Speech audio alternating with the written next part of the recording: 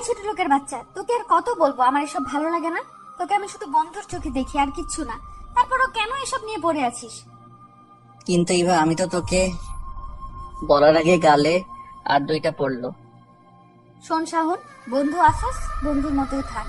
আর যদি না পারিস তাহলে আর আমার সাথে কথা বলা বা যোগাযোগ করিস না। শাওনের কিছু না বলে সেখান থেকে চলে গেল। কি কিছু বুঝলেন না তো? তাহলে চলেন সব ক্লিয়ার করি। আমি সোহান, এখন তো সবাই শাওন বলে ডাকে। এবার ইন্টার প্রথম বর্ষের ছাত্র, বাবা মার ছোট ভাই সিয়ামকে নিয়ে আমাদের ছোট পরিবার। আর এতক্ষণ যার থাপ্পড় খাচ্ছিলাম সে হলো আমার বেস্টর নুসরাত জাহান ইভা। ইভাকে আমি খুব ভালোবাসি, সে ছোটবেলা থেকেই, যখন ক্লাস 7-এ পড়তাম। ইভাকে বিভিন্নভাবে বোঝানোর চেষ্টা করি, কিন্তু সে প্রতিবারই আমাকে ইগনোর করে গেছে, কিন্তু আমি হাল ছাড়ি নাই, লেগেই আছি তার পিছে। এই নিয়ে আমি তাকে 7 বার প্রপোজ করছি, সে প্রতিবারই আমাকে না করে গিয়েছে। আর আজ যা হলো তা তো দেখলেনি। এখন গল্পে ফেরা যাক। ভাবছি ইভাকে আর ডিস্টার্ব করবো না, বন্ধু আছে বন্ধুই থাক, না হলে এই অধিকারটা হারাবো।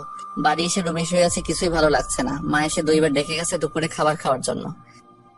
কি রে, তোর কি কানে চায় না ডাকতেছি যে, নাকি তোর বাবাকে বলবো?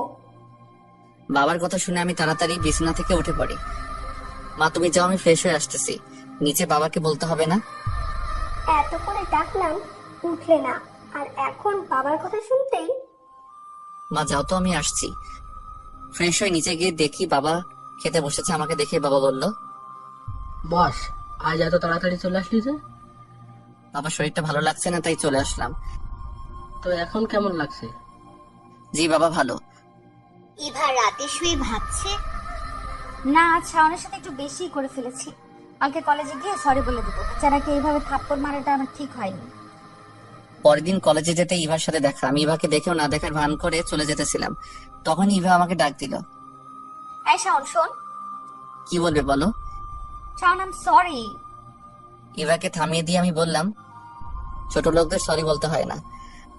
আসলে শাওন, কালকে আমার মাথাটা এমনিতেই গরম ছিল, তার উপর আবার তুই এসব বলছিস, তাই কি বলতে কি বলে ফেলেছি আমি নিজেও জানি না। আপনারা ভাবছেন ইভার মাথা গরম ছিল কেন? তাহলে শুনুন। ইভার বান্ধবী সুমাকে একটা ছেলে ডিস্টার্ব করে, আর ইভা তার বান্ধবীরা মিলে ছেলেটাকে উত্তম মধ্যম দিয়েছিল, তাই মাথাটা আগে থেকে গরম ছিল। আচ্ছা বাদ দাও এসব, চল ক্লাসে যাই। তুই যা, আমি আসতেছি। ইভা চলে গেল ক্লাসে। আমি হারামিগুলোরে খুঁজতেছি। খুঁজতে খুঁজতে পুকুর পাড়ে গিয়ে দেখি হারামিরা বসে আড্ডা দিচ্ছে। আমাকে দেখে তানিম বলল, আসছে বাংলার নবাব এতক্ষণে। এতক্ষণে আসবে না? তার তো আবার ইভার সাথে ডেটিং ছিল। তোরা কি চুপ করবি নাকি আমি আবার চলে যাব? হৃদয় আমার গালে হাত দিয়ে বলল, এখনো তো থাপ্পড়ের দাগ যায়নি, আবার এভার কাছে গেছোস? তোর বসলাম ওই না তোদের কাছে। বলেই ক্লাসের দিকে রওনা দিলাম। হারামিগুলো আমার সাথে সাথে ক্লাসে ঢুকলো। পিছনে বেঞ্চে বসে আড্ডা দিচ্ছি। কিছুক্ষণ পর স্যার আসলো। সবগুলো ক্লাস করে বাড়ির দিকে রওনা দিলাম। কলেজ থেকে আমাদের বাড়ি বেশি দূর না, মাত্র 10 মিনিটের পথ, তাই পায়ে হেঁটেই বাড়ির দিকে রওনা দিলাম। কিছুক্ষণ পর পিছন থেকে কে জানি ডাক দিল। এই শাওন দাঁড়া।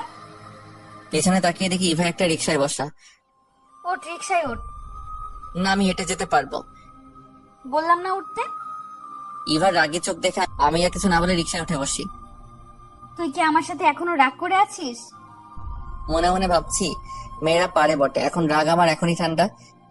কি ভাবছিস এত কখন থেকে? কিছু না তো। হয়েছে, আর বলতে হবে না। নাম, এখন তোর বাড়ি এসে গেছি। আমি আর কিছু না বলে বাসায় এসে পড়ি। আমিও বাসায় চলে যাই। মেয়েটা কি ছিল রে? কোন মেয়ের কথা বলছো তুমি? নাকামি করিস না, এতক্ষণ যার সাথে রিক্সায় ঘুরে বেড়ালি। ও তো ইভা। ও, ইভা না হয় অন্য কেউ হলে আমার খবর করে ছাড়তো। ইভাকে মা চিনে তাই কিছু বলেনি। মা খিদে লাগছে, খাবার দাও। তুই ফ্রেশ হয়ে আয়, আমি খাবার পাচ্ছি।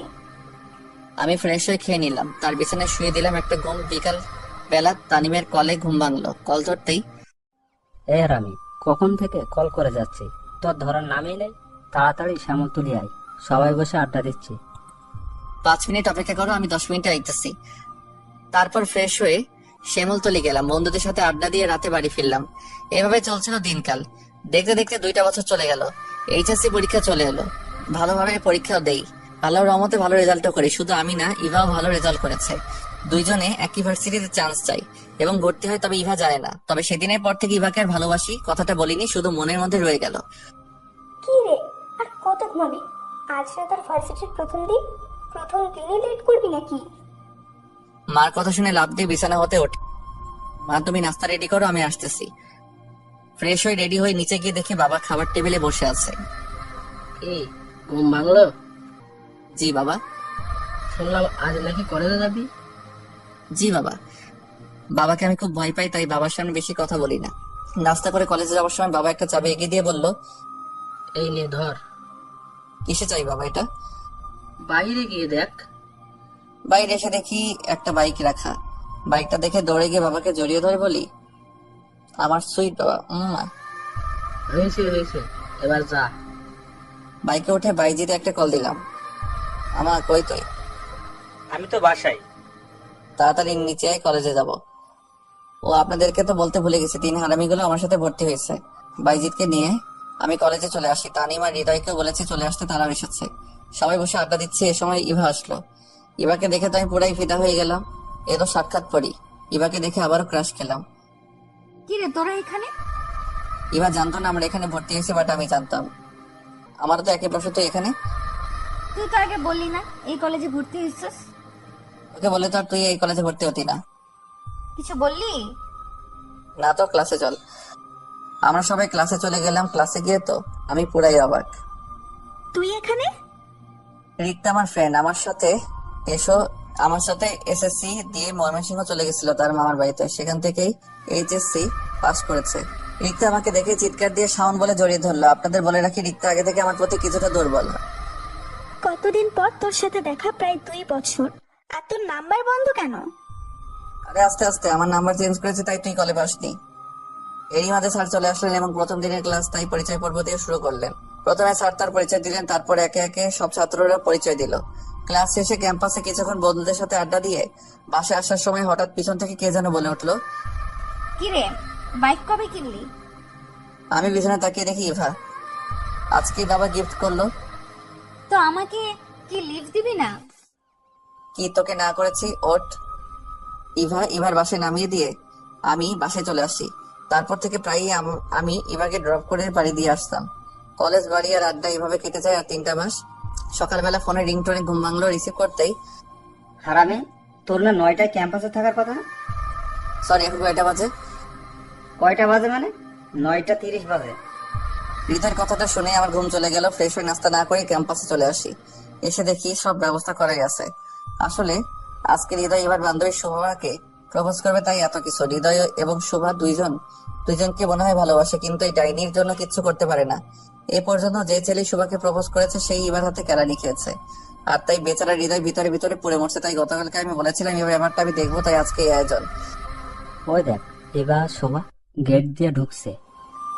আচ্ছা, ইভাকে আমি দেখছি আর শুভাকে এখানে পাঠিয়ে দিচ্ছি বলে ইভার কাছে আসলাম। ইভা চলো ফুচকা খাওয়াবো। সত্যি তুই ফুচকা খাওয়াবি? জি মহারানী, এবার চলেন। এই শোভা তুইও চল। না শুভা থাক, শুভা তোমাকে হৃদয় ডাকছে। শুভা বুঝতে পেরে হারামিদের কাছে চলে গেল। তুই শোভাকে ভাগিয়ে দিলি কেন? আসলে আমার কাছে বেশি টাকা নাই, তাই তোর যদি শর্ট পরে ফুচকা, তাই তাকে পাঠিয়ে দিয়েছি। ডাহা মিথ্যা কথা, ইভা যাতে বুঝতে না পারে তাই এটা বললাম। ইভাকে নিয়ে আমি ক্যান্টিনে চলে আসছি। ইভা ইচ্ছা মতো ফুচকা খেলো। এদিকে শুভা হৃদয়ের কাছে আসলো। শোভা, তোমার চোখটা বন্ধ করো। কেন? আরে করতে বলছে, করেই দেখ না। শুভা চোখ বন্ধ করলে হৃদয় হাঁটু গেড়ে বসে গোলাপ ফুলটা শুভার সামনে ধরে। I love you Shobha, you love me. Shubha চোখ খুলে তো অবাক, ক্যাম্পাসে সবার সামনে এভাবে প্রপোজ করে, কি বলবে বুঝে উঠতে না পেরে আই লাভ ইউ টু। সবাই হাততালি দিয়ে উঠলো। আমি আর ইভা এসে দেখি সবাই ক্লাসে চলে গেল। তাই ইভা বলে উঠলো, শাওন চল আজকে তোর বাইকে ঘুরি। আমি কিছু একটা ভেবে বললাম, চলো। কিছুক্ষণ ঘোরাঘুরি করে দুপুরে বাসায় চলে আসি। ফ্রেশ হয়ে দুপুরে খাবার খাই। হাতে কোনো কাজ না থাকায় বেলকনিতে বসে গল্প লিখতে শুরু করি। আর গল্প লিখতে বসলেই কেন জানি না ইভার কথা মনে পড়ে। পড়বে বা না কেন, আমার গল্প তো শুধু ইভাকে ঘিরে। ইভার কথা মনে পড়তে ইভাকে একটা কল দিলাম, ধরলো না। কি ব্যাপার ইভা, কল ধরলো না কেন? আবার দিলাম, ধরলো না। 10 বারে মাথায় কল ধরলো। ইভা কল ধরছিলে না কেন? তুমি ঠিক আছো? একটা কাজ করছিলাম। ইভা তোর কণ্ঠ এমন লাগছে কেন? সত্যি করে বল, তুই ঠিক আছিস? আচ্ছা পরে কথা বলি, আমার ভালো লাগছে না। এবার কথা শুনে বুঝলাম কোনো একটা গন্ডগোল আছে, কিন্তু কি? আমাকে চেয়ে করে হোক জানতে হবে। বের করে বসে থাকতে আর ভালো লাগছে না, তাই বাসার বাইরে চলে আসি আমি। আর আমি কল দিয়ে বলি সেমতলি আসতে। সেমতলি হলো আমার বন্ধুরা বসে যে জায়গায় আড্ডা দেয় সেই জায়গার নাম।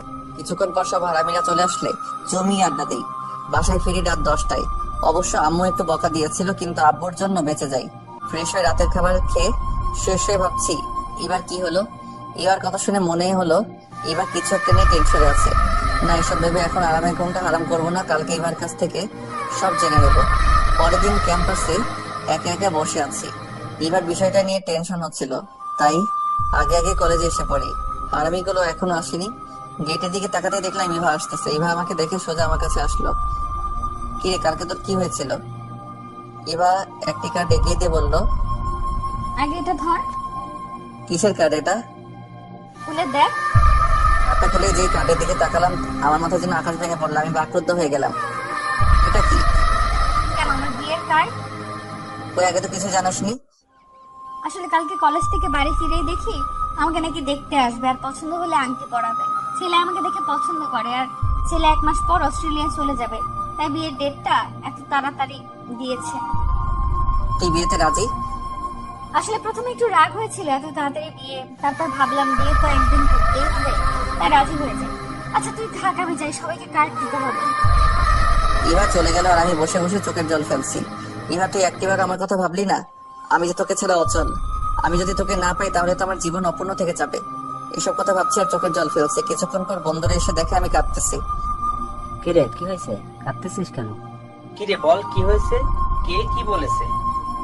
এবার বিয়ে ঠিক হয়ে গেছে। মুহূর্তের মধ্যে সবার মুখ কালো হয়ে গেল। কি বলিস? কবে বিয়ে?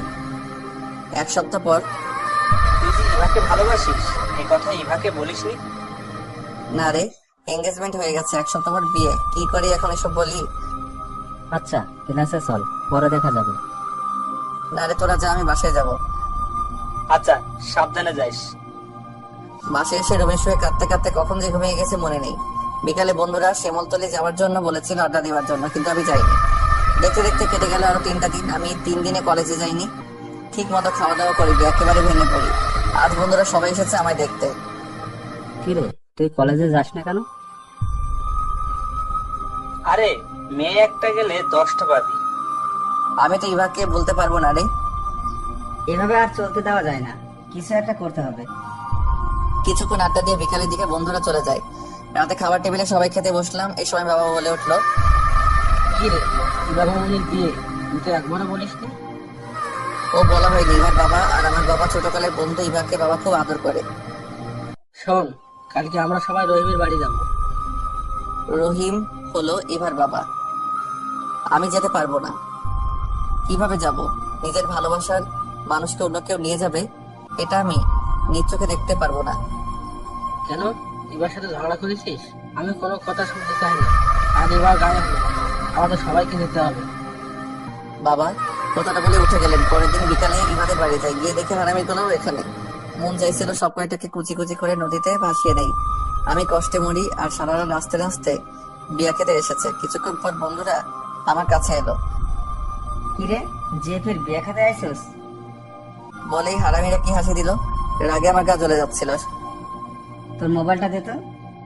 আমি আমার মোবাইলটা দিলাম হৃদয়কে। সালা শেয়ারে কি জানি নিল, তারপর আমাকে মোবাইলটা দিয়ে বলল, আচ্ছা তোর বিয়ে ফের বিয়ে তুই খা, আমরা গেলাম।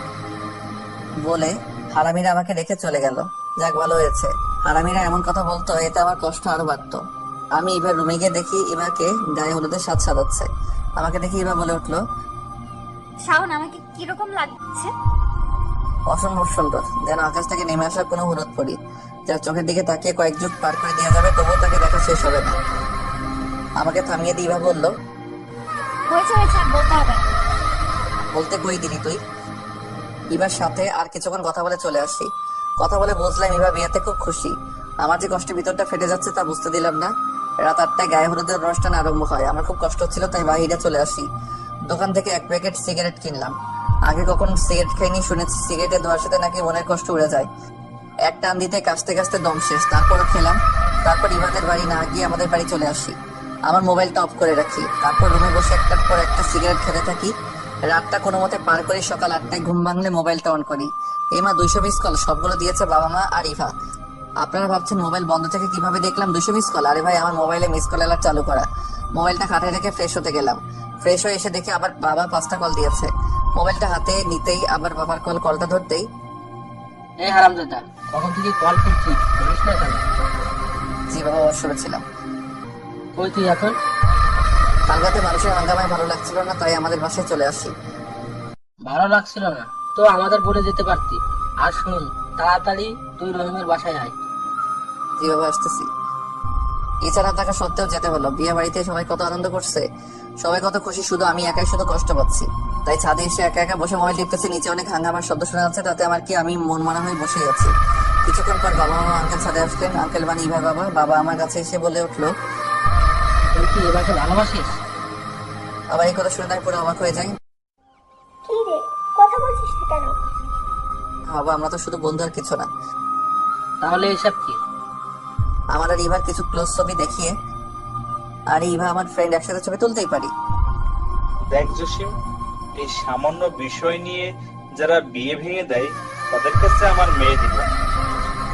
বাবা আমাকে একদিকে নিয়ে বলল, তুই কি কাউকে ভালোবাসিস? কি না বাবা? আচ্ছা বুঝলাম, এখন বল তোর ইভাকে কেমন লাগে, মানে ইভা মেয়ে হিসেবে কেমন? জি বাবা, খুব ভালো, লক্ষ্মী মেয়ে একটা। কিরে রহিম, বলেছিলাম না আমি থাকতে তোর কোনো চিন্তা নাই? বাবা আঙ্কেলের কাছে এসে বললো, বাবা আমার হাতে ধরে একটা রুমে নিয়ে গেলো এবং একটা প্যাকেট দিয়ে বললো, এটা পরে নিচে আয়। বাবা কি হচ্ছে এসব? আমি তো কিছুই বুঝলাম না। বাবা আমার হাতটা ধরে বললো, এবার বিয়েটা ভেঙে গেছে, তারা কিছুক্ষণ আগে ফোন করে না করে দিয়েছে। বাবা কিছুক্ষণ দম নিয়ে আবার বলতে শুরু করলো, বাবা আমি তোকে না জানিয়ে একটা কাজ করে ফেলেছি। কি কাছে বাবা? তুমি এভাবে বলতেছো কেন? এবার মামনির সাথে তোর বিয়ে হবে এখন। আমি রহিমকে কথা দিয়ে ফেলেছি, তুই না করিস না বাবা। বাবার কথা শুনে আমি হাসবো না কাঁদবো কিছুই বুঝতেছি না। সবকিছু যেন আমার মাথার উপর দিয়ে গেল। আমি বললাম, বাবা ইভা কি রাজি হবে? রহিম বলেছে ইভাকে রাজি করাবে। ঠিক আছে। এরই মধ্যে হারামিরা চলে এসেছে। এই তোমরা শাওনকে নিয়ে নিচে আসো, আমি যাই। বলেই বাবা চলে গেল। কি রে, কেমন দিলাম? মানে বিয়েটা তোরা ভাঙাইছস? আজকে হ্যাঁ। বন্ধু বললো, এত বড় কাজ কিভাবে করলি? শোন, তোর কাছ থেকে কালকে মোবাইল নিয়েছিলাম, মনে আছে? তোর মোবাইল থেকে তোর আর ইভার কিছু ক্লোজ ছবি নিয়েছিলাম, আর এই ছবি ইভার হবু বরকে দেখিয়েছি। ব্যাস, কাজ হয়ে গেছে। তোরা এটা না করলে পারতি। কি বললি? ঠিক আছে, জামাইকে ফোন করে আসতে বলি। আরে না, আমি তো মজা করছিলাম। তবে রে হারামি, বলে বন্ধুরা আমাকে মারতে শুরু করলো। বর্ষাতে নিচে গেলাম মদ্যতের সাথে। কাজী কবুল বলতে বলতে সাথে সাথে কবুল বলে ফেলি। যাক, এবার আর চিন্তা নেই। বিয়ের কাজ শেষ হলে ইভাকে আঙ্কেল গাড়ি পর্যন্ত নিয়ে এসে আমার হাতে তুলে দিলেন। তখন আমার কি যে ভালো লাগছিল তা আপনাদের বলে বোঝাতে পারবো না। গাড়িতে বসে ভাবছি কি কপাল আমার, গেলাম বিয়ে খেতে আর আসলাম বউ নিয়ে। এসব ভাবছি আর মনে মনে হাসি। বাসায় এসে মা ইভাকে বরণ করে নিল। হারামিরাও আছে আমার বাসায়। 2000 টাকা দে তো। আমার কাছে তো টাকা নাই। আচ্ছা, লাগবো না। হৃদয়, তুই শাওনকে নিয়ে সাথে যা, আমি না বলা পর্যন্ত রুমে আসবি না। আমি আর হৃদয় ছাদে বসে আড্ডা দিচ্ছি। কিছুক্ষণ পর বাইজিদার তানিম এলো। চল, ভাবি তোর জন্য বসে আছে। তারপর হারামিরা আমার রুমের সামনে নিয়ে আসে। শোন, বিড়াল কিন্তু ভালো করে মারিস। তুই না পারলে আমাকে বলিস। বাকশালারা রুমে এসে দরজাটা লাগিয়ে দিয়ে এবার দিকে তাকাতে দেখি ইয়া বড় একটা ঘন্টা দিয়ে বসে আছে। ঘন্টার জন্য এবার বুকটা দেখা যাচ্ছে না। এক পা দুপা করে এগোচ্ছি, বুকটা ধুকপুক করতেছে। হচ্ছে পাশের ঘরে বউ নাকি স্বামীর পায়ে সালাম করে। কই এবার তো এলো না সালাম করতে। কি করবো কিছুই বুঝতেছি না। নিজের উপর রাগ হচ্ছে, কেন যে আগে 2-3টা বিয়ে করে বাসার ঘরের অভিজ্ঞতা অর্জন করিনি। খাটের এক কোণে গিয়ে বসলাম। আমাকে দেখে এবার ঘন্টাটা সরিয়ে বলল, শোন, আমি তোকে স্বামী হিসেবে মানতে পারবো না, তো আমার কাছে আসার চেষ্টা করবি না। ইভার কথা শুনে আমি বাকরুদ্ধ হয়ে যাই। কি বলবো কিছুই বুঝতেছি না। ইভা আমার দিকে একটা মালিশ ছুড়ে মেরে বলল, তুই সোফায় ঘুমা আর আমি খাটে ঘুমাবো। সবাই তো আমি ঘুমাতে পারি না। তা আমি কি করবো? ঘুমাতে না পারলে জেগে থাক। যা তো এখান থেকে, আমি ঘুমাবো। কি আর করবো, মনে একরাশ কষ্ট নিয়ে সোফায় শুয়ে পড়লাম। বাসার ঘর নিয়ে জীবনে কত স্বপ্ন দেখেছি, শেষ পর্যন্ত কিনা আমাকে সোফায় ঘুমাতে হলো। ভাবতেই চোখে জল চলে এলো। সকালবেলা ঘুম ভাঙতে চোখ খুলে দেখি বউ আমার গোসল করে এসে আয়নার সামনে বসে মাথার চুল আঁচড়াচ্ছে। প্রতিদিন সকালে ঘুম ভাঙতে ইভাকে দেখতে পারবো, ভাবতেই ভালো লাগে। এভাবে চেয়ে আছিস কেন? আমার বউকে দেখছি। আমি না তোকে বললাম আমি তোকে স্বামী হিসেবে মানি না? তো তো আমাকে এসব বউটুও ডাকবি না। শোয়া থেকে উঠে ফ্রেশ হয়ে ইভাকে নিয়ে নিচে গেলাম। আমাদের দেখে সবাই হা হয়ে তাকিয়ে আছে, যেন আমরা ভিন্ন গ্রহে এলিয়েন। আমাদের আর কোনোদিন দেখিনি। বাহ, তোদেরকে খুব মানিয়েছে। দেখতে হবে না কার ছেলে ছেলে তো। ছেলে কি তোমার একার নাকি?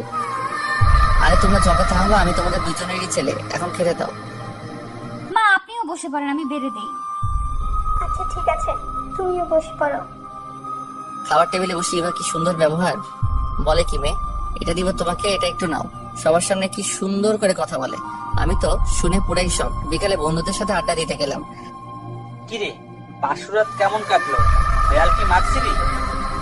আরে ধর, রাতে কিছুই হয়নি। তারপর বন্ধুদের সবটা বললাম। আমার কথা শুনে বন্ধুদের সে কি হাসি। আহারে বেচারা, বাসার ঘরে সোফায় থাকতে হলো। বন্ধুদের সাথে আড্ডা দিতে দিতে রাত 10টায় বাসায় ফিরি। কিরে, এত রাত করে বাসায় ফিরলি ঘরে বউ রেখে? তোর কি বুদ্ধি শুদ্ধি কখনোই হবে না? বাবা কখন থেকে না খেয়ে বসে আছে। বাবার কথা শুনে তো আমি পুরাই অবাক হয়ে যাই। যে আমাকে দেখতেই পারেন না, সে কিনা আমার জন্য না খেয়ে বসে আছে। কথাটা শুনে মনে মনে খুশি হলাম। ফ্রেশ হয়ে আমি আর ইভা খেতে বসলাম। তুমি আমার জন্য না খেয়ে অপেক্ষা করছিলে কেন? খেয়ে নিতেই পারতে। বাবা মা যাতে না বোঝে তাই খাইনি। আর তুই আমায় তুমি করে বলতিস কেন? আরে নিজের বিয়ে করে বউকে কি তুই করে বলবো? এই তোকে না না করছি আমাকে বউ বলতে? তোর এইসব আদিক খেতে আমার ভালো লাগে না। এবার কথাটা শুনে আবার টেবিলে আরো বসে থাকতে মন চাই, তাই উঠে রুমে চলে আসি। সবাই শেষ হয়ে ভাবতেছি ইভা কি আমাকে কখনো মেনে নেবে না। তাহলে আমাকে বিয়েটা করছিল কেন? কিছুক্ষণ পর ইভা রুমে এসে শুয়ে পড়লো। সকালবেলা খুব করেই আমার ঘুম ভাঙলো। ইভা এখনো ঘুমাচ্ছে। ঘুমালে মেয়েটা কিরকম বাচ্চা বাচ্চা লাগে। ইভাকে দেখে নিজেকে আটকে রাখতে পারলাম না। আস্তে আস্তে ইভার কাছে গিয়ে বসে ইভাকে দেখতে লাগলাম। আমি কেমন জানি একটা ঘোরের মধ্যে হারিয়ে যাচ্ছি। এত কাছে কখন আসিনি ইভার। নিজের অজান্তে একটা ভালোবাসার পরশ রেখে দিলাম ইভার কপালে। হঠাৎ মনে হলো ইভা আমাকে এবার এত কাছে দেখলে আস্ত রাখবে না, তাই উঠে পড়লাম। ফ্রেশ হয়ে একটু বাইরে গেলাম হাঁটাহাঁটি করতে। 8টার বাসায় ফিরি। কি রে, এত সকাল সকাল কই গেছিলি? এই তো একটু হাঁটাহাঁটি করতে। খেতে দাও তো, খিদে লাগছে। ফ্রেশ হয়ে আয়। তারপর ফ্রেশ হয়ে এসে একসাথে সবাই খেতে বসেছি। মা, আমি আজ কলেজে যাব। ইভাও কি যাবে? মা আমিও যাব। ঠিক আছে, শাওনের সাথে যাস। শুন, বৌমাকে সাথে করে নিবে, আবার সাথে করে নিয়ে আসবে। ঠিক আছে মা। আমি কলেজে যাবার জন্য রেডি হয়ে নিচে দাঁড়িয়ে আছি। ম্যাডাম এখনো আসার কোনো নামগন্ধ নাই। কিছুক্ষণ পর সিঁড়ির দিকে তাকিয়ে হা হয়ে যাই। আমি কাকে দেখছি? ইভা একটা কালো শাড়ি পরেছে। এর আগে কোনোদিন মেয়েটি শাড়ি পরতে দেখিনি। এত সুন্দর লাগছিল তা বলে বোঝাতে পারবো না। তাই হা করে তাকিয়ে ইভাকে দেখছি। ইভা যে কখন আমার কাছে চলে আসে বুঝতেই পারিনি। মুখ বন্ধ কর, নইলে মুখে মশা ঢুকবে। ইভার কথায় আমি কিছুটা লজ্জা পেয়ে বললাম, চলো দেরি হয়ে যাচ্ছে। বাড়িতে করে দুজন কলেজে গেলাম। এ দেখে হারামিরাও এসেছে। সবাই বসে আড্ডা দিচ্ছে। এরই মাঝে রিক্তা আসলো। এতদিন কলেজে আসছো নাই কেন? এমনিতেই কাজ ছিল বাড়িতে। ও, এখন কাজ শেষ হয়েছে? হুম। তারপর সবাই বসে কিছুক্ষণ আড্ডা দিয়ে ক্লাসে চলে আসি। ক্লাসে এসে দেখি ইভা ক্লাসে নেই। কিছুক্ষণ পর স্যার আসে ক্লাসে। এখনো ইভার আসার নাম নেই। ক্লাস শেষে বাইরে গিয়ে ইভাকে খুঁজতে লাগলাম। খুঁজতে খুঁজতে ক্যান্টিনে গিয়ে দেখি ইভা একটা ছেলের সাথে হাসাহাসি করে কথা বলছে। দেখে আমার খুব রাগ হচ্ছিল, কিন্তু এখানে কিছু বলা যাবে না। যা বলার বাড়িতে গিয়ে বলবো, তাই আগে সেখান থেকে চলে আসি। কলেজ শেষে ইভার জন্য দাঁড়িয়ে আছি। ইভা এখন আসার নাম নাই। প্রায় 20 মিনিট পর সেই ছেলেটির সাথে ইভা আসলো। ছেলেটিকে বিদায় দিয়ে আমার কাছে আসলো। চল। আমি আর কিছু না বলার আগে বাইক স্টার্ট করে দিয়ে বাসে চলে আসি। রুমে শিভাকে বলি, ছেলেটিকে আর তার সাথে তোমার এত কিসের কথা? ছেলেটি যেই হোক, তোকে বলতে যাব কেন?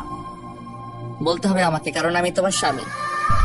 স্বামী মানে তোকে আমি স্বামী হিসেবে মানি না। শোন, তোকে আমি 6 মাস পর ডিভোর্স দেবো। তো আমার ব্যাপারে তুই নাক গলাতে আসবি না। এবার মুখে ডিভোর্সের কথাটা শুনে আমার মাথায় যেন আকাশ ভেঙে পড়লো। আমি আর কিছু না বলে রুম থেকে বেরিয়ে পড়ি। ছাদে গিয়ে সিগারেট ধরালাম। আগে সিগারেট খেতাম না, এখন এবার অবহেলায় সিগারেট ওই আমারই একমাত্র সঙ্গী। এভাবে কেটে যায় 1 মাস। ইভা এখন আমার সাথে আগের মতো কথা বলে না। আমি কথা বলার বহু চেষ্টা করি, কিন্তু ইভা শুধু হ্যাঁ বা না উত্তর দেয়। তাই আমিও বেশি কিছু বলি না। সকালে ফ্রেশ হয়ে নাস্তা করে ইভাকে নিয়ে কলেজে গেলাম। ক্যাম্পাসে গিয়ে দেখি বন্ধুরা সবাই বসে আছে, কিন্তু সবার মন খারাপ। কিরে তোরা সবাই মুখটা এমন বাংলার পেঁচার মতো করে রাখছস কেন? মেয়ের বিয়ে ঠিক হয়ে গেছে। মিম হচ্ছে বাইজিতে খালাতো বোন। কি বলিস, কবে? জানি না, তবে কিছুক্ষণ আগে মিম কল করে বললো। বিয়ের ডেট ঠিক হয়ে গেছে? সামনে রবিবারে। আজকে সোমবার, তার মানে 5 দিন সময় বাকি আছে। আর চল সবাই। কই যাবি? তুই যাবো মানে তোর খালা বাড়ি। সবাই এখন যার যার বাড়ি গিয়ে রেডি হয়ে নেয়। তারপর সবাই উঠে পড়ি। আমি ইভাকে খুঁজতে থাকি, কারণ ইভাকে বলে যেতে হবে। ইভাকে গিয়ে দেখি বান্ধবীদের সাথে বসে আড্ডা দিচ্ছে। আমি ইভাকে ডাক দিলাম, ইভা একটু এদিকে আসো। কি বলবি? এখানে বল। শোনো, আমি এখন বাড়ি চলে যাব, তুমি কি আমার সাথে যাবে? এখন চলে যাবে কেন? ক্লাস করবে না? না, আমি এক জায়গায় যাবো 5-6 দিনের জন্য। আচ্ছা তুই তাহলে যা, আমি ক্লাস করে বাসায় চলে আসবো। আমি মন খারাপ করে চলে আসলাম।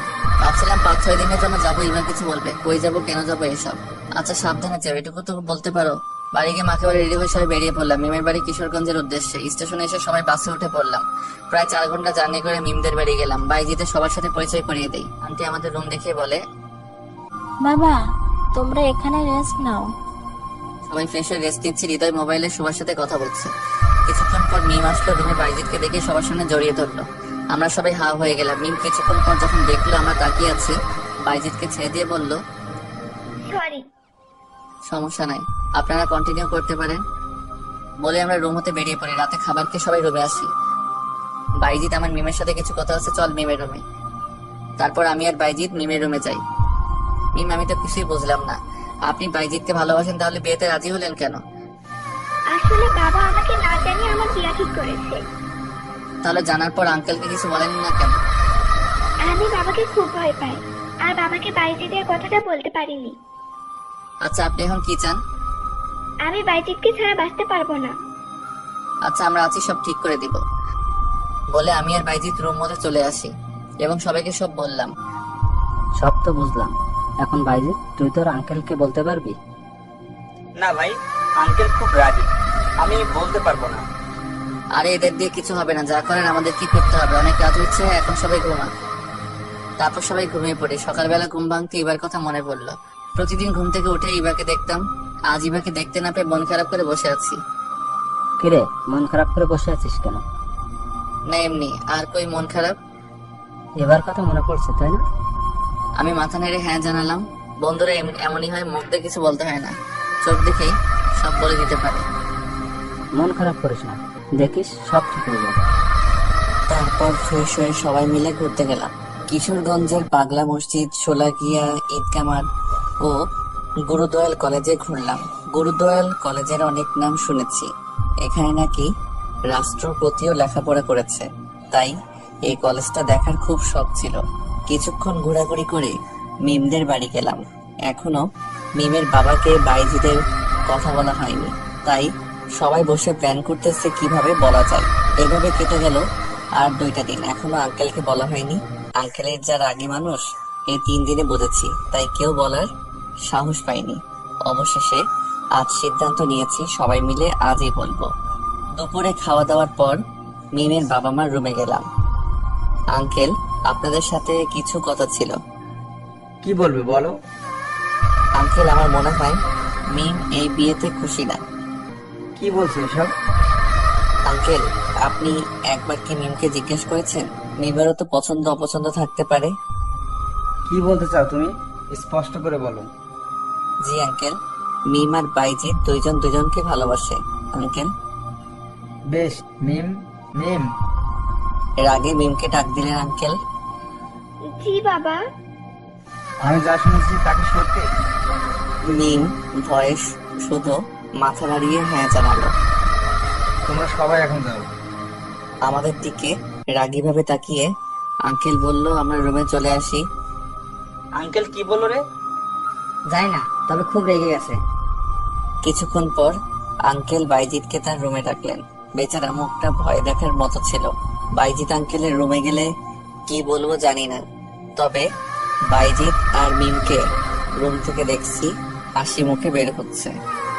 কিরে আঙ্কেল, কি বলবো? আঙ্কেল আমাদেরকে মেনে নিয়েছে। সত্য। আমাকে ডেকে নিয়ে প্রথমে খুব বকাঝকা করলো, আগে কেন বলিনি তার জন্য। তারপর আঙ্কেল বলল আর 2 দিন পর বিয়ে, এখন আর সম্ভব না। তারপর আমি আর মিম আঙ্কেল পায়ে ধরে কান্নাকাটি করি, তখন আঙ্কেল আমাদের মেনে নিয়েছে। তার মানে কালকের দিন পর তোদের বিয়ে? না রে, আঙ্কেল বললো আমার লেখাপড়া শেষ করে তারপর বিয়ে। বিয়ে করা হবে তাতে কি? এখন তো প্রকাশ্যে প্রেম করতে পারবি। আচ্ছা শোন, বিয়ে যখন হবে না তাহলে আমরা বরং আজকেই চলে যাই। আজকে দিনটা থাকি না, কালকে না হয় চলে যাব। আচ্ছা বুঝছি, আর বলতে হবে না। পরের দিন সকালে আমরা সবাই বাড়ির দিকে রওনা দেই। দুপুরে বাসায় এসে পৌঁছাই। দরজায় কলিং বেল দিতে মা এসে দরজা খুলে দিল। মাকে দেখে জড়িয়ে ধরি। কেমন আছো মা? ভালো। যা, ফ্রেশ হয়ে খেতে আয়। ফ্রেশ হয়ে এসে আমি আর মা খেতে বসি। শোন, বিকালে গিয়ে ইভাকে নিয়ে আয়। কেন? আর ইভা কই গেছে? কেন, তুই জানিস না ইভা তোকে কিছু বলেনি? না, ইভা তো কিছু বলেনি আমাকে। তুই চলে যাওয়ার পর তো ইভাও তার বাড়িতে চলে গেছে। তোমাকে বলে যাইনি? বললো তো, তুমি কি বলেছিস তোকে? আচ্ছা, বিকালে গিয়ে নিয়ে আসবো। অনেক জার্নি করেছি, তাই রুমে গিয়ে শুইতেই এক ঘুম। বিকালে মায়ের ডাকে ঘুম ভাঙলো। কি রে, তুই না ইভাকে আনতে যাবি? আচ্ছা, তুমি যাও, আমি ফ্রেশ হয়ে যাচ্ছি। তারপর ফ্রেশ হয়ে বাইকটা নিয়ে ইভাদের বাড়ি গেলাম। অনেকদিন বাইকটা ধরা হয়নি, তাই বাইকে গেলাম। কলিং বেল বাজাতেই শাশুড়ি আম্মা দরজা খুলে দিলেন। আমি শাশুড়ি আম্মাকে সালাম করলাম। তারপর শাশুড়ি আম্মার সাথে কিছুক্ষণ কথা বলে ইভার রুমে গেলাম। গিয়ে দেখি ইভা শুয়ে আছে, তাই ইভার পাশে গিয়ে বসলাম। এই কয়দিন ইভাকে দেখতে পারিনি, তাই মন ভরে দেখতে লাগলাম। হঠাৎ কারো শব্দে আমার ধ্যান ভাঙলো। তুই কখন এলি? এই তো কিছুক্ষণ হলো। রেডি হয়ে নাও, মা পাঠিয়েছে তোমাকে নিয়ে যেতে। আচ্ছা তুই নিচে যা, আমি রেডি হয়ে আসতেছি। আমি নিচে গিয়ে শাশুড়ি আমার সাথে বসে কথা বলতেছি। কিছুক্ষণ পর ইভা আসলো। আমি ইভাকে নিয়ে বাইকে করে বাসায় চলে আসি। পরের দিন ইভাকে নিয়ে কলেজে যাই। আমার সাথে বাইকে ইভাকে দেখে রিক্তা বলল। মেয়েটা কে ছিল শাওন? তারপর রিক্তাকে ইভার কথা সব বলে কেঁদেই দিলাম। এ ব্যাপার। আচ্ছা শুন, আমার কাছে একটা বুদ্ধি আছে, এটা কাজে লাগাতে পারলেই ইভা তোর জন্য পাগল হয়ে যাবে। কি করতে হবে বলো, ইভার জন্য সব করতে পারবো। তাহলে শোন। রিক্তা কি বলেছে গল্পের সাথে থাকেন, জেনে যাবেন। এতে যদি হিতে বিপরীত হয় আর আমাকে ভুল বুঝে? আরে পাগল, তুই তাকে বলে দিবি, আর আমি তো আছি। আচ্ছা ঠিক আছে। তারপর কিছুক্ষণ আড্ডা দিয়ে ক্লাসে গেলাম। সব ক্লাস শেষ করে বাসায় চলে আসলাম। বিকেলে শ্যামলতলি গেলাম বন্ধুদের সাথে আড্ডা দিতে। তাদের বললাম আমার আর রিক্তার প্ল্যানটা, তারাও সম্মতি দিল। কিছুক্ষণ বন্ধুদের সাথে আড্ডা দিয়ে বাসায় চলে আসি। রাতে খাবার খেয়ে রুমে আসি। ইভাও আসে। ইভা শোন, 6 মাস পর তো আমাদের ডিভোর্স হয়ে যাবে, তাই না? কিন্তু হঠাৎ এ কথা কেন? না মানে এমনি। আচ্ছা শোন, তাহলে আমাদের যে বিয়ে হয়েছে এটা কলেজের কাউকে আর বলিস না। তুই তোর বান্ধবীদেরও না করিস কাউকে বলতে, আর আমিও আমার বন্ধুদের বলবো। আচ্ছা ঠিক আছে। সকালে কলেজে যাওয়ার সময় ইভা আমার বাইক করবে এমন সময়। ইভা শোন, তুই একটা রিক্সা করে কলেজে চলে যা, আমার একটা কাজ আছে, কাজটা করে কলেজে আসবো। ইভা কখনো ভাবেনি আমি ইভাকে এভাবে না করে দিব। আচ্ছা যা। তারপর আমি বাইক নিয়ে ইভাকে রেখে চলে আসি। রিক্তাকে কল দিলাম। কই তুই? বাসার নিচে রিক্সার জন্য দাঁড়িয়ে আছি। আচ্ছা 5 মিনিট অপেক্ষা কর, আমি আসতেছি। তারপর আমি রিক্তাকে বাইকে করে নিয়ে কলেজে চলে আসি। ক্যাম্পাসে ঢুকতেই দেখি ইভা তার বান্ধবীদের সাথে বসে আড্ডা দিচ্ছে। আমি রিক্তাকে নিয়ে সোজা ক্যাম্পাসে ঢুকি। ইভা আমাদের দেখে হাঁ করে তাকিয়েছিল। আমরা বন্ধুদের সাথে না গিয়ে আমি আর রিক্তা আলাদা বসে আড্ডা দিচ্ছি। ক্লাস শুরু হলে সবাই ক্লাসে চলে গেল, কিন্তু আমি রিক্তা ক্লাসে যাইনি। এদিকে ইভা সারা ক্লাসে আমাকে না দেখে মনে মনে ভাবতে থাকে, শাওন ক্লাস নাই কেন? নিশ্চয়ই ডাইনিটার সাথে আছে। ইভা ক্লাস শেষ করে আমাকে খুঁজতে থাকে। গিয়ে দেখে আমি আর রিক্তা নারিকেল বাগানে বসে আছি, আর রিক্তা আমার মাথায় হাত বুলিয়ে দিচ্ছে। আমাদের দেখে ইভা আমাদের কাছে এলো। তুই এখানে? তোকে সারা ক্যাম্পাসে খুঁজেছি, ক্লাসে তো করিস নাই। আমাকে খুঁজেছিস কেন? আমার প্রশ্ন ইভা থতমত খেয়ে যায়। না মানে বাসায় যাবো এজন্য। শাওন, এই মেয়েটিকে? আমার কাজিন, আমাদের বাসায় থাকে। আর ইভা, এ হলো রিক্তা, আমার জিএফ। ইভা আমার কথা শুনে আর কিছু না বলে সেখান থেকে চলে যাই। এখন দেখ বাবু, কেমন লাগে? আমাকে খুব জ্বালিয়েছো না? এখন বোঝো ঠেলা। আমরা আর কিছুক্ষণ আড্ডা দিয়ে ক্লাসে চলে যাই। কলেজ ছুটির পর আমি বাইকে বসে আছি, ইভা বাইকে উঠতে যাবে। এই সময় আমি ইভাকে থামিয়ে দিয়ে, ইভা শোন, তুই রিক্সা করে বাসায় চলে যা। রিক্তার দিকে তাকিয়ে বললাম, বাবু ওঠো, আজকে আমরা ঘুরতে যাব। আমার কথা শুনে ইভা মন খারাপ করে চলে গেল। এদিকে ইভা মনে মনে ভাবছে, শাওন আমার সাথে এমনটা করতে পারলো? তার জিএফের সামনে আমাকে অপমান করলো। আমি রাতে 10টায় বাসায় ফিরি। ইভা এসে দরজা খুলে দেয় আর বলল, এতক্ষণ কই ছিলে? তা তোকে বলতে হবে? আচ্ছা, ফ্রেশ হয়ে আয়, আমি খাবার দিচ্ছি। শোন, তুই খেয়ে নে, আমি বাইরে থেকে খেয়ে এসেছি। বলেই রুমে চলে আসি। ইভা খেয়ে রুমে আসার পর আমি বেলকনিতে গিয়ে রিক্তার সাথে কথা বলা শুরু করি। ইভাকেও দেখছি না, মনে হয় শুয়ে আমাদের কথা শুনছে। তাই প্রায় 2 ঘন্টা প্রেমালাপ করি। 12টায় রুমে আসি। এতক্ষণ কার সাথে কথা বলছিলে? তুই এখনো ঘুমাসনি? আগে আমার কথার উত্তর দে। কার সাথে হবে আবার? রিক্তার সাথে। তোর লজ্জা করে না বাসায় বউ রেখে অন্য মেয়েদের সাথে কথা বলতে? ওরে আমার বাবু, আমার তো মনেই ছিল না। শোন, রিক্তা অন্য মেয়ে না, রিক্তা আমার হবু বউ। তোকে ডিভোর্স দিয়ে আমি রিক্তাকে বিয়ে করব। আমার মুখে ডিভোর্সের কথাটা শুনে ইভা থমকে গেল। বাঙালি নারীর বিয়ে একবারই হয়, আর ইভার আগে সেই দিন ডিভোর্সের কথা এমনিতেই বলেছিল। ইভা আমাকে স্বামী হিসেবে মেনে নেয়নি ঠিক, কিন্তু আজ ডিভোর্সের কথা শুনে ইভা যে কষ্ট পেয়েছে আমি তা ঠিক বুঝতে পেরেছি। কষ্ট পাক তাতে আমার কি, আমিও তো কম কষ্ট পাইনি। আমি আর এসব না ভেবে ঘুমিয়ে পড়লাম। পরের দিন কলেজে আমি একাই যাই। ইভা রিক্সা করে কলেজে যায়, আমি রিক্তাকে নিয়ে সোজা ক্যাম্পাসে ঢুকি। আমাদেরকে দেখে এবার বান্ধবীরা ইভাকে বলল, কি রে, শাওনের সাথে মেয়েটাকে? আর তোকে দেখছি 2 দিন ধরে একাই রিক্সা করে আসছিস, তোদের কি কিছু হয়েছে? ইভা বান্ধবীদের সবটা খুলে বলল। তুই কাজটা ঠিক করিসনি, এখন পস্তা। তোর চোখের সামনে দিয়ে তোর স্বামীকে আরেকজন নিয়ে যাবে। ক্লাস শুরু হয়ে আমরা সবাই ক্লাসে চলে যাই। আমি আর রিক্তা 2 জন চোখে চোখে কথা বলছি। ইভাকে দেখছে আমাদের দিকে আর চোখে তাকিয়ে আছে ছলছল চোখে। ক্লাস শেষে আমি আর রিক্তা 2 জন বাহিরে বসে আছি। রিক্তা, আমার মনে হয় ইভাকে এখন বলে দেওয়া উচিত। তুই কি পাগল হয়েছিস? এখনো তো কিছুই হয়নি। এখনো তো ইভা যে তোকে ভালোবাসে তা বলেনি। আর ভালোবাসলে ভালোবাসার মানুষ অবহেলা করলে যে কতটা কষ্টের তা তোকে বুঝতে হবে না। তুই এত বুঝিস? আগে যদি জানতাম তাহলে আমি তোকেই বিয়ে করতাম। কথাটা বলেই সামনে তাকিয়ে দেখি ইভা দাঁড়িয়ে আছে। আমি আর কিছু না বলে ইভাকে দেখিয়ে রিক্তার কোলে শুয়ে পড়ি। এখানে কি হচ্ছে? দেখছিস না আমরা প্রেম করছি? ইভা আমার কলার ধরে দাঁড় করিয়ে বলল, লজ্জা করে না তোর বউ থাকতে একটা রাস্তার দুশ্চরিত্র মেয়ের সাথে প্রেম করতে? ইভা রিক্তাকে নিয়ে কোনো বাজে কথা বললে ভালো হবে না বলে দিলাম।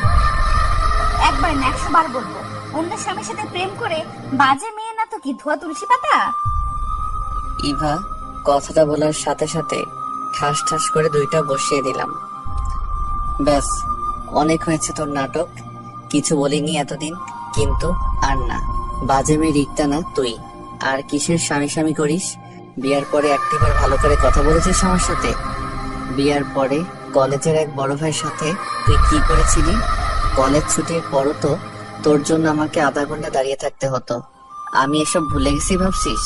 তোকে ভালোবাসা তো দূরের কথা, তোকে দেখলে এখন আমার ঘেন্না হয়, ঘেন্না।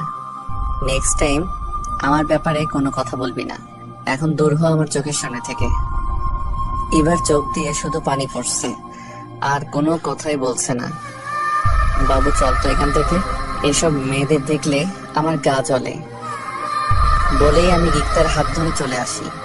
ইভার সাথে খারাপ ব্যবহার করে আমারও ভালো লাগছে না, তাই রিক্তাকে নিয়ে একটা পার্কে বসি। সরি রে, আমার জন্য এত কিছু হলো আজ। কি বলছিস তুই? আমি সরি, আমার জন্য তোকে এত কথা শুনতে হলো। আর থাপ্পড়টা ওর পাওনা ছিল। তারপরও ইভাকে থাপ্পড় মারাটা তোর উচিত হয়নি। কোনটা উচিত আর কোনটা উচিত না সেটা তোকে বুঝতে হবে না। আমার সামনে তোকে বাজে কথা বলবে আর আমি বসে থাকবো? আচ্ছা বাপ হয়ে এখন এসব বাদ দে, বাদাম খাবো, বাদাম নিয়ে আয়। আচ্ছা তুই বস, আমি আনতেছি। তারপর কিছু বাদাম এনে খেতে খেতে কিছুক্ষণ আড্ডা দেই। বিকাল হয়ে গেছে, তাই রিক্তাকে তার বাসায় নামিয়ে দিয়ে আসি।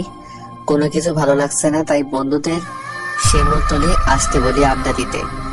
বন্ধুদের সাথে আড্ডা দিয়ে রাতে বাসায় ফিরি। দরজায় কলিং বেল দিতেই ইভা এসে দরজা খুলে দেয়। খুব খিদা পেয়েছে, খেতে দে। দুপুরেও খাইনি, তাই খুব খিদা লাগছে। আচ্ছা ফ্রেশ হয়ে আসো, আমি খাবার দিচ্ছি। ফ্রেশ হয়ে খাবার খেয়ে দুইজন রুমে গেলাম। শোনো, তুমি চাইলে হাতে ঘুমাতে পারো। তোর সাথে ঘুমানোর ইচ্ছা আমার নাই। বলেই বেলকনিতে গিয়ে রিক্তাকে বলে দিলাম। তোর বউ কি করে রে? কি আর করবে, খাটে বসে বসে চোখের জল ফেলছে। কলেজের ব্যাপারে তোকে কিছু বলেছিল? না, কিছুই বলেনি, তবে বাসায় আসার পর থেকে তুমি করে বলতেছে। বলেছিলাম না তোর জন্য পাগল হয়ে যাবে তোর বউ। আচ্ছা শোন, আমার ব্যাপারটা মনে থাকে জানো? মনে থাকবে। তুই আমার এত বড় উপকার করলি, তোর কথাটা আমি রাখবো না? আচ্ছা আমার ঘুম পাচ্ছে, রাখি। ওকে, শুভরাত্রি। বলে কলটা কেটে দিলাম। বেলকনিতে থেকে রুমে এসে দেখি এবার শুয়ে শুয়ে কি জানি ভাবছে। আমি সেই দিকে খেয়াল না দিয়ে সোফায় শুয়ে পড়লাম। কখন যে ঘুমিয়ে গেছি মনে নেই। মাঝরাতে হঠাৎ কারো শব্দে ঘুম ভেঙে গেল। আমি চেয়ে দেখি ইভা আমার পায়ে মাথা রেখে কান্না করতেছে আর বলছে, সরি শাওন, তুমি যখন আমার কাছে ছিলে তখন আমি তোমায় বুঝতে পারিনি, কিন্তু আজ তোমাকে হারিয়ে আমি বুঝেছি তুমি আমার ভেতর কতটা জুড়ে ছিলে। এখন তোমাকে হারিয়ে বুঝেছি আমি তোমাকে কতটা ভালোবাসি।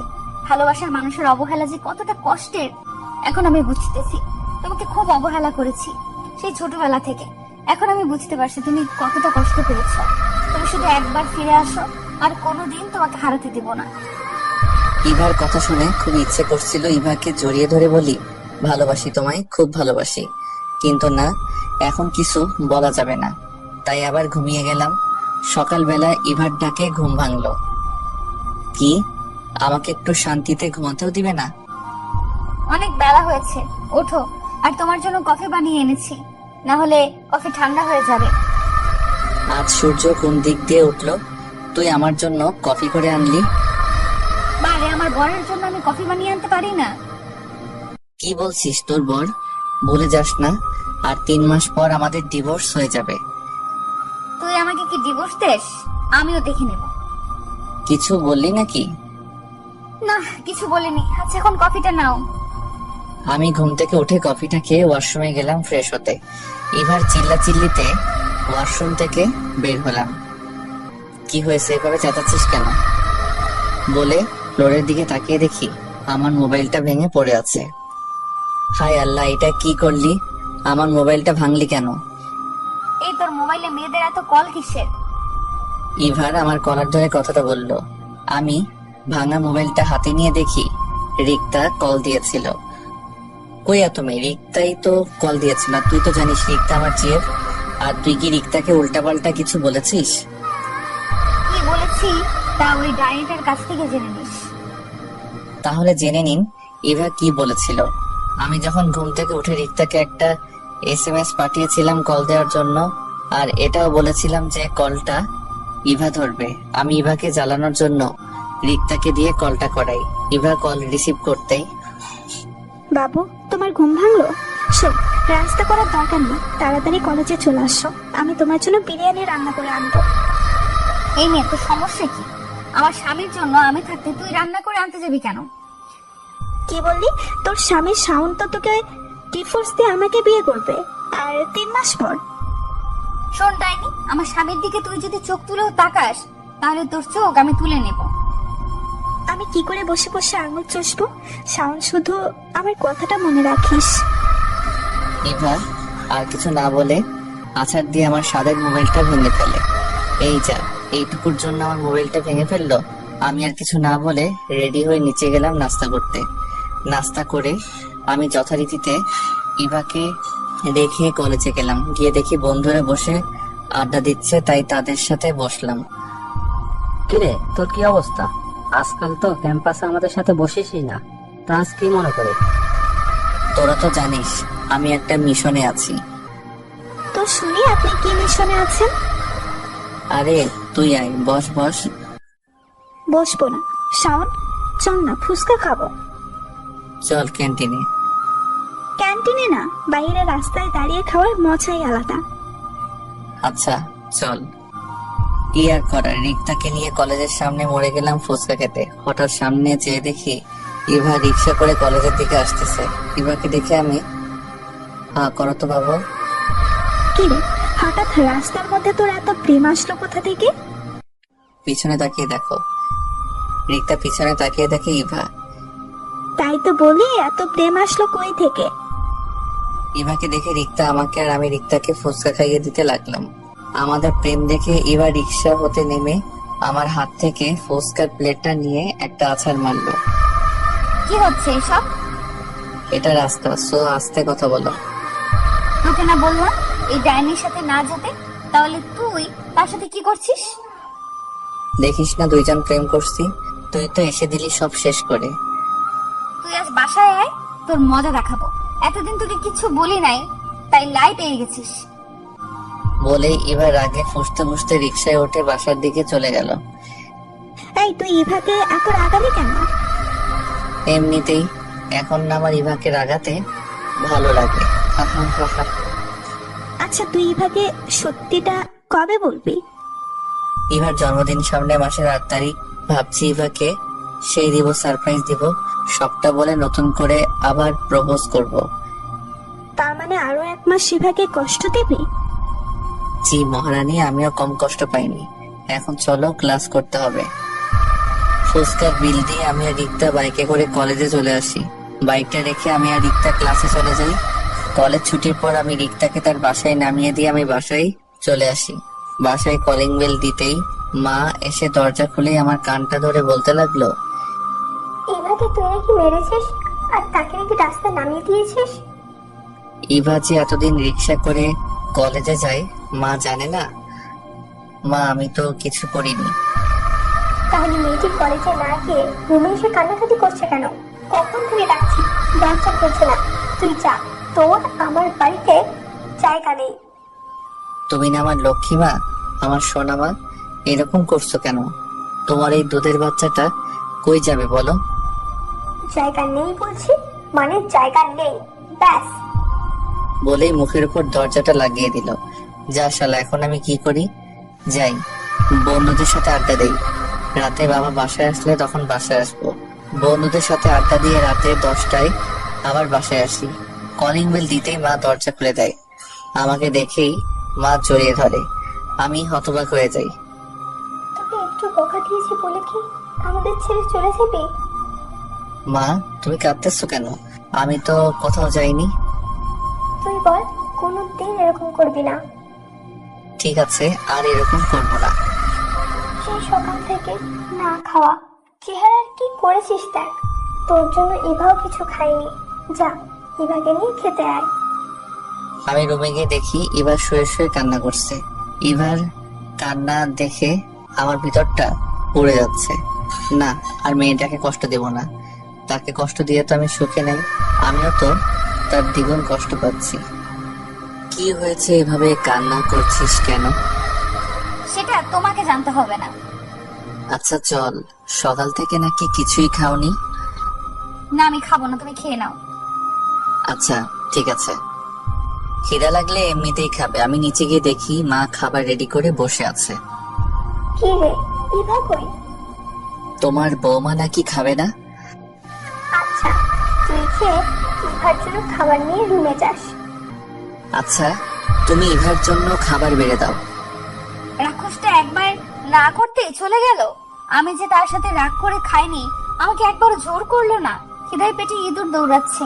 এখন কি করি? না খেয়ে থাকতে হবে সারা রাত। কেন যে সে সময় না করতে গেলাম? এই কি সাউন্ড প্লেট হাতে রুমে আসতেছে, সে কি আমাকে দেখিয়ে দেখিয়ে খাবে নাকি? এই নাও, আমি জানি তোমার খিদে পেয়েছে, খেয়ে নাও। না আমি খাবো না। ভালো করে বলছি তো, তাই কানে যায় না? খেতে পারি, একটা শর্ত। কি শর্ত শুনি? তাই আমাকে খাইয়ে দিতে হবে। শাম কিছু একটা ভেবে ইভার মুখের সামনে খাবার তুলে দিল। হ্যাঁ করো। ইভা হা করলে শাওন ইভাকে খাইয়ে দিতে লাগলো। এবার খুব ভালো লাগছিল। এই কয়েকদিনে শাওনকে খুব ভালোবেসে ফেলেছে। শাওনের প্রতিটি স্পর্শ এখন ইভার ভালো লাগে। কেন যে আগে শাওনকে অবহেলা করলো। ইভাকে খাইয়ে দিয়ে ইভার মুখটা মুছে দিয়ে প্লেটটা টেবিলে রেখে দিলাম। মনে মনে ভাবছি মেয়েটা সত্যি আমাকে খুব ভালোবাসে। শাওন, তুমি কি সত্যি আমাকে ডিভোর্স দিয়ে দিবে? কেন, তুমি ডিভোর্স চাও না? না, আমি ডিভোর্স চাই না। সেদিন আমি এমনিতেই রাগে ডিভোর্সের কথা বলেছিলাম। এ ব্যাপারে আমরা পরে কথা বলি বলে আমি সোফায় শুয়ে পড়লাম। সকালবেলা ইভার ডাকে ঘুম ভাঙলো। ফ্রেশ হয়ে নাস্তা করলাম। কলেজে যাওয়ার জন্য রেডি হচ্ছি। এমন সময় চলো না, আজ আমরা ঘুরতে যাই। অনেক দিন হলো তোমার সাথে ঘুরতে যাই না। না, আজকে রিক্তাকে নিয়ে মুভি দেখতে যাব। আজকে সময় নেই। আমি এমনিতেই বানিয়ে বললাম। রিক্তার কথা বলাতে ইভার মনটা খারাপ হয়ে গেল। শুধু রিক্তা রিক্তা রিক্তা, কি আছে এই মেয়ের মধ্যে যা আমার মধ্যে নেই? রিক্তাকে আমার থেকেও বেশি সুন্দরী। রিক্তার মধ্যে কি আছে শুনতে চাও? রিক্তা তোমার মতো অহংকারী না। রিক্তার ভালো একটা মন আছে যা তোমার মধ্যে নেই। তাছাড়া রিক্তা আমাকে খুব ভালোবাসে। কি পেয়েছি তোমাকে ভালোবেসে বলতে পারবে? চর থাপ্পড় ছাড়া। সেই ছোটকাল থেকে তোমাকে ভালোবেসেছি, বিনিময়ে কি পেয়েছি? শুধুই অবহেলা। এখন আমাকে একটু শান্তিতে থাকতে দাও।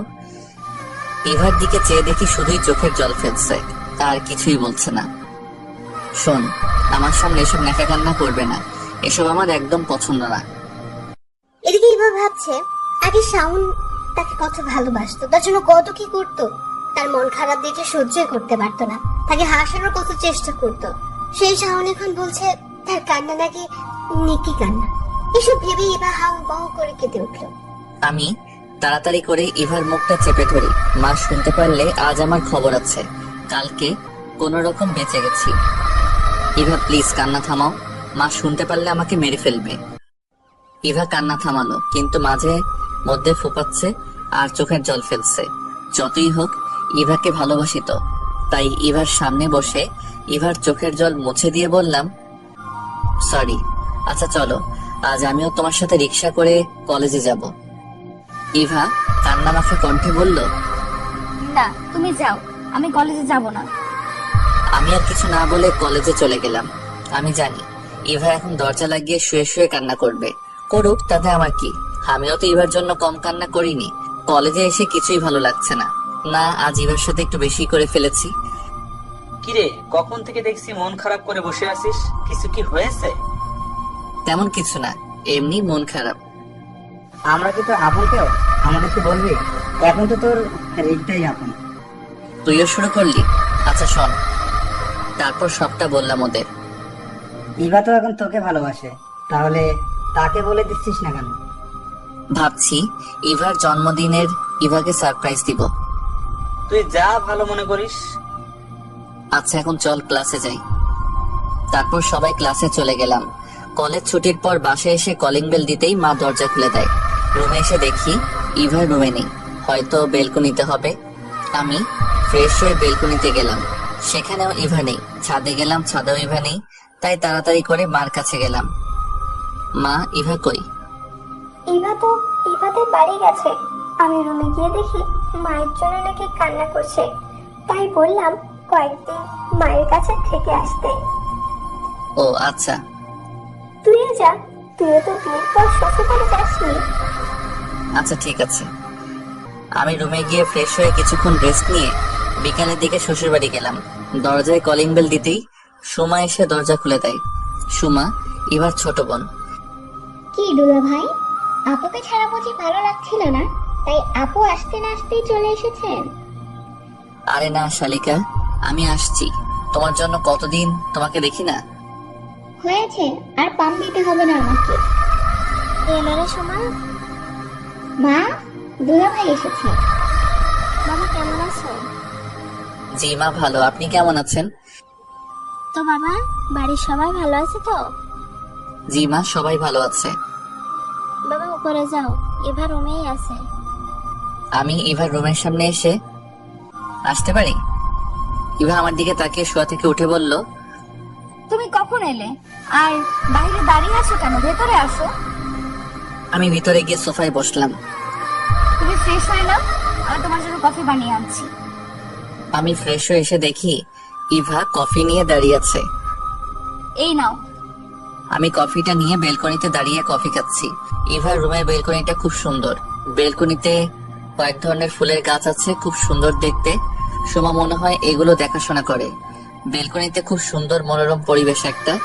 আমি কফি খাচ্ছি আর মনোরম সৌন্দর্য উপভোগ করতে লাগলাম। অর্ধেক কফি খেতেই হঠাৎ ইভা এসে ছো মেরে কফিটা নিয়ে গেল। এটা কি হলো? তোমার আর খেতে হবে না, বাকিটা আমি খাবো। বলে ইভা কফিতে চমক দিল। আজব তো, নিজের জন্য একটা বানিয়ে আনলেই তো পারে, আমারটা নিয়ে গেল। আমি আর সেখানে দাঁড়িয়ে না থেকে রুমে এসে পড়লাম। রুমে এসে একা একা ভালো লাগছে না, তাই গল্প লিখতেছিলাম। দুলা ভাই রুমে কার সাথে এত চ্যাটিং করেন? আমি সামনে তাকিয়ে দেখি সোমা। চ্যাটিং করি না শালিকা, গল্প লিখছিলাম। এখন গল্প লিখতে হবে না, চলেন ছাদে যাই, আড্ডা দিব। আপু তুইও চল না। তারপর ছাদে তিনজন বসে আড্ডা দিলাম। সোমা মেয়েটা না খুব মিশুক, এত কথা বলতে পারে মেয়েটা। কথা বলতে শুরু করলে থামতেই চায় না।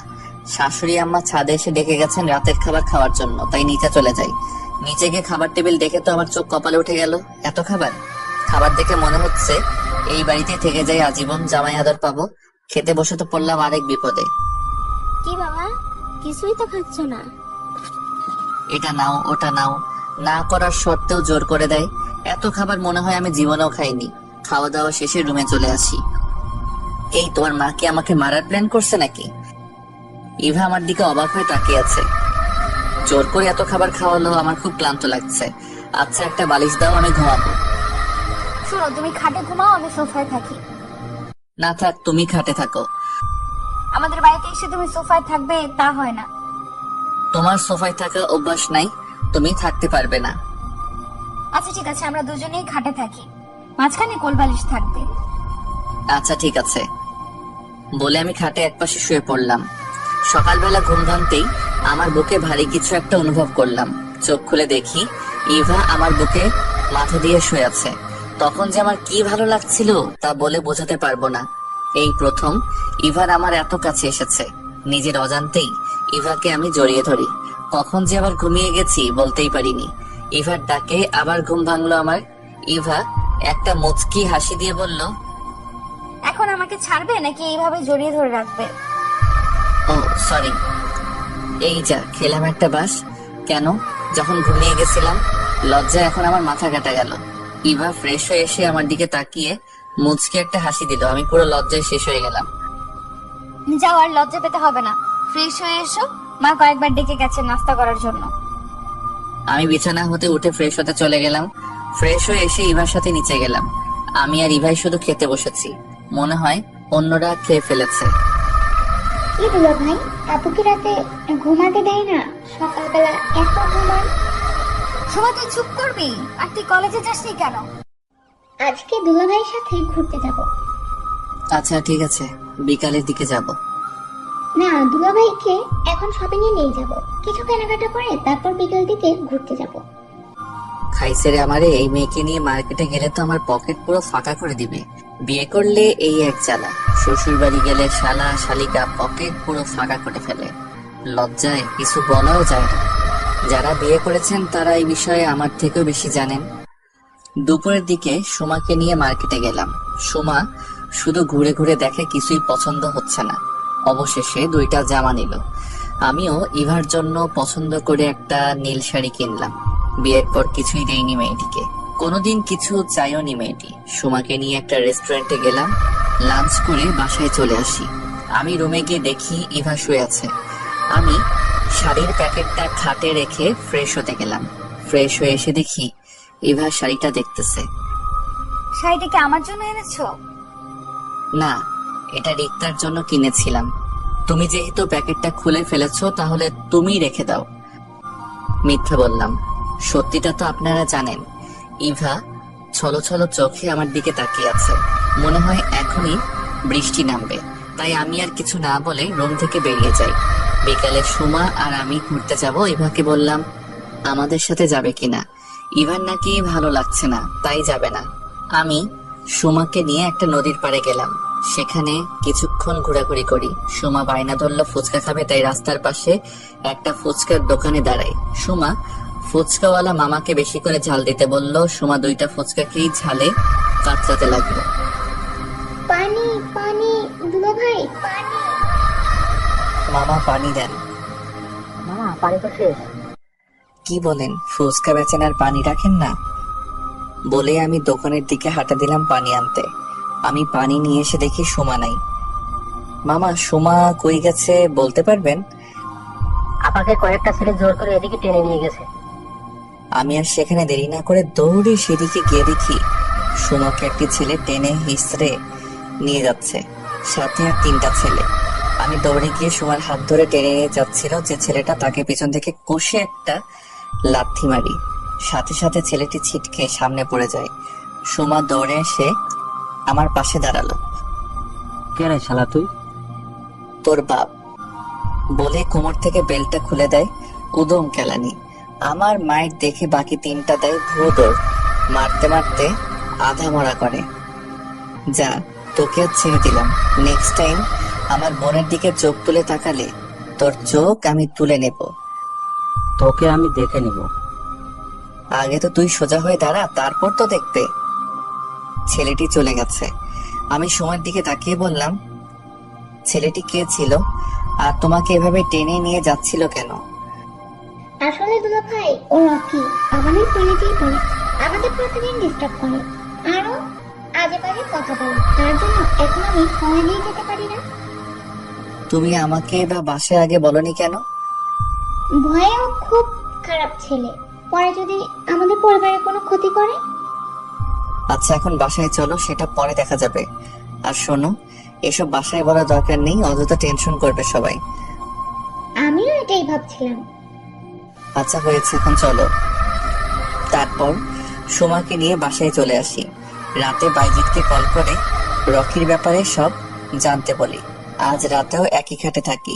মাঝখানে কোলবালিশ রেখে সকালবেলা ইভার ডাকে ঘুম ভাঙে। আমি বললাম, কি হয়েছে, এত সকালে ঘুমটা ভাঙালে কেন? মা ফোন করেছিল, বাবার শরীরটা নাকি ভালো না, তাই আমাদেরকে বাসায় চলে আসতে বললো। কি হয়েছে বাবার? তেমন কিছু না, রাতে নাকি প্রেশারটা একটু বেড়ে গেছিল। আচ্ছা, তুমি রেডি হয়ে নাও, আমরা এখনই চলে যাব। আচ্ছা তুমি ফ্রেশ হয়ে আসো, আম্মু নাস্তা রেডি করছে, খেয়ে চলে যাব। আমি ফ্রেশ হয়ে নাস্তা করে শ্বশুর শাশুড়িকে সালাম করে সময়ের কাছে যাই। শোনো, একদম ভয় পাবে না, যদি কোনো সমস্যা হয় তাহলে আমাকে জানাবে। ঠিক আছে দুলা ভাই। তারপর আমি আর ইভা বাইকে করে বাসায় চলে আসি। আমি মাকে বললাম, মা বাবা কই? বাবা কি হয়েছে? তেমন কিছু না, রাতে প্রেশারটা একটু বেড়ে গেছিল, এখন ঠিক আছে, তাই অফিসে গেছে। এই শরীর নিয়ে তুমি বাবাকে অফিসে যেতে দিলা? তুই জানিস না তোর বাবা কিরকম, আমার কথা কখনো শুনে? আচ্ছা, আমি রুমে গেলাম, বলেই রুমে চলে আসি। বিকালবেলা বন্ধুদের সাথে আড্ডা দিতে শিমুলতলি গেলাম। কিরে, শ্বশুর বাড়ি হতে চলে আসলি যে? তোদেরকে ছেড়ে ভালো লাগছিল না, তাই চলে আসলাম। আচ্ছা শুন, রকি ছেলেটার ব্যাপারে খোঁজ নিয়েছিলাম। ছেলেটা তেমন ভালো না, বাবা কোটিপতি, তাই ছেলে যা ইচ্ছে তাই করে বেড়ায়। আরো একবার যা বলে তা করেই ছাড়ে। আচ্ছা বাদ দে এসব। মিমের কি খবর? মিমের কথা আর বলিস না, শুধু প্যারা দেয়। বিয়েটা কর, তারপর বুঝবি প্যারা কাকে বলে, কত প্রকার ও কি কি। বন্ধুদের সাথে আরো কিছুক্ষণ আড্ডা দিয়ে রাতে বাসায় আসি। কলিং বেল দিতেই ইভা এসে দরজা খুলে দিল। তুমি ফ্রেশ হয়ে এসো, আমি খাবার রেডি করছি। আচ্ছা। আমি ফ্রেশ হয়ে এসে ডিনার করলাম আর ইভাকে বললাম, বাবা কোথায়? বাবা মা রুমেই আছে।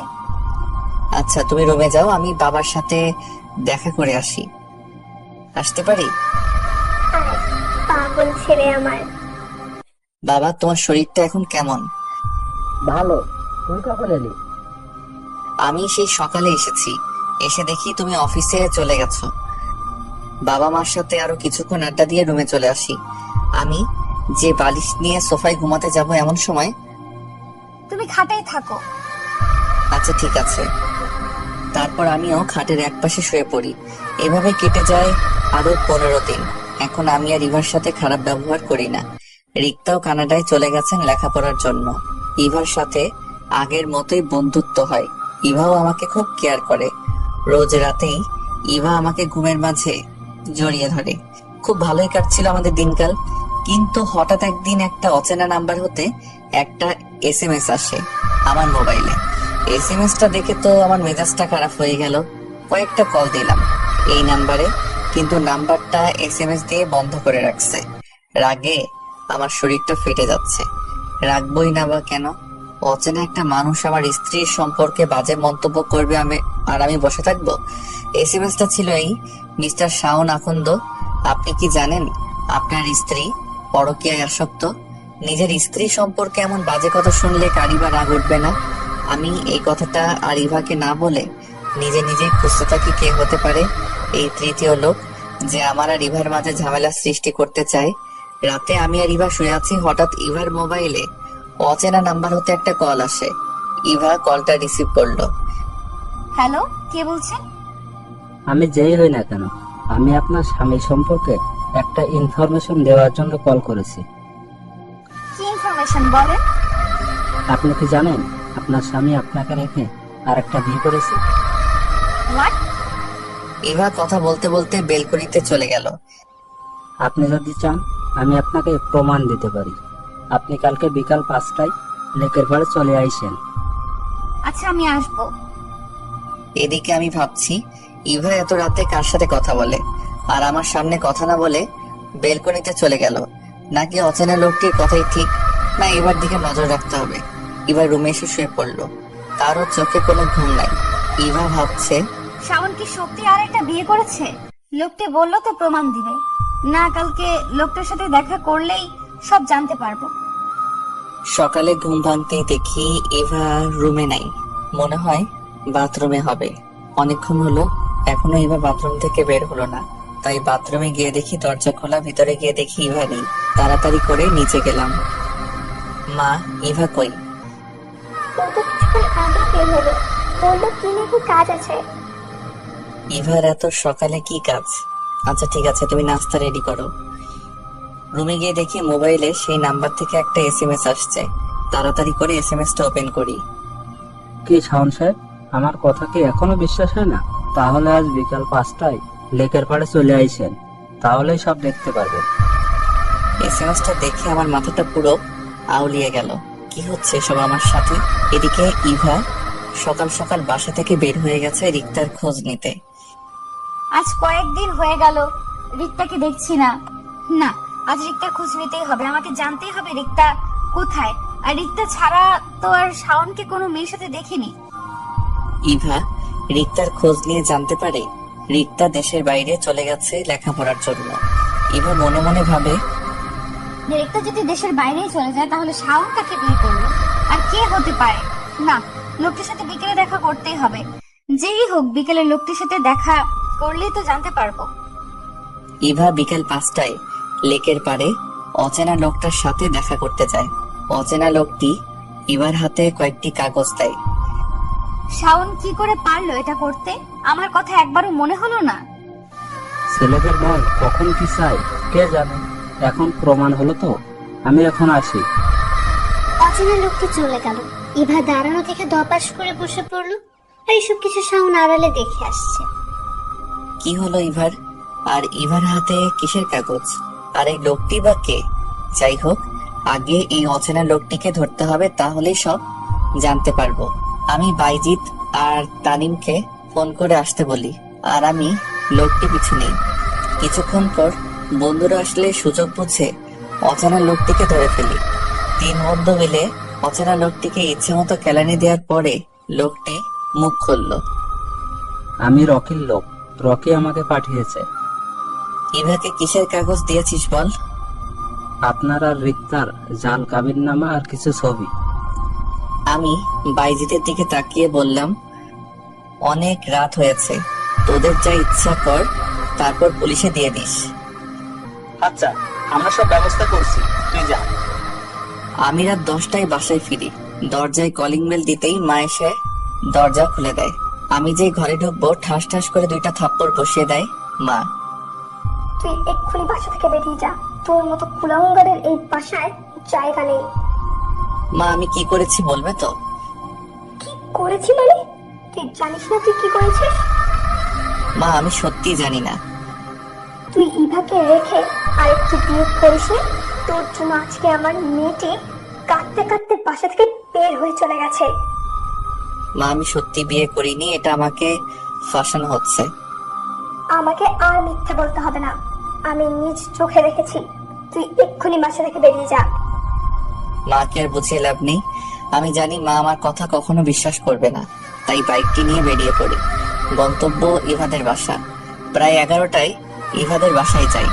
দরজার কলিং বেল দিতেই শাশুড়ি আম্মা দরজা খুলে দেয়। শাওন, তুমি ভিতরে এসো। মা ইভা কই? রুমেই আছে, যাও তুমি। যাক, এই বাড়িতে মনে হয় জানে না, তাই জামাই আদর করতেছে। আমি ইভার রুমে গিয়ে দেখি ইভা রুমে নাই। কিছুক্ষণ পর ইভা ওয়াশরুম থেকে বের হয়ে আমাকে দেখে বলল, তুমি কেন এসেছো? এখনই আমার রুম থেকে বেরিয়ে যাও। আমার বউটা দেখি আমার সাথে রাগ করছে। ছুবে না তুমি আমাকে। বলেই এক ধাক্কা দিয়ে আমার থেকে নিজেকে ছাড়িয়ে নিল। কি ভুল করেছি আমি বলবে তো আমাকে? আমার সাথে কেন আইছিস? রিক্তার কাছে জানা, ও নাকি রিক্তা এখন নেই বলে আমার কাছে আইছিস দেহের স্বাদ মেটাতে। ইভা কথাটি বলার সাথে সাথে ঠাস করে একটা থাপ্পড় বসিয়ে দেই আমি, আর বললাম, এই তোমার ভালোবাসা? তোমার ভালোবাসার প্রতি কোনো বিশ্বাস নেই? কোনো অচেনা লোকের কথাই নিজের স্বামীকে ভুল বুঝলে? কথাটা বলে মোবাইলটা বের করে রকির লোকের জবানবন্দিতে কে ইভাকে দেখাই। আচ্ছা বুঝলাম, বিয়ে না হয় করিনি, তুমি তো রিক্তাকে ভালোবাসো।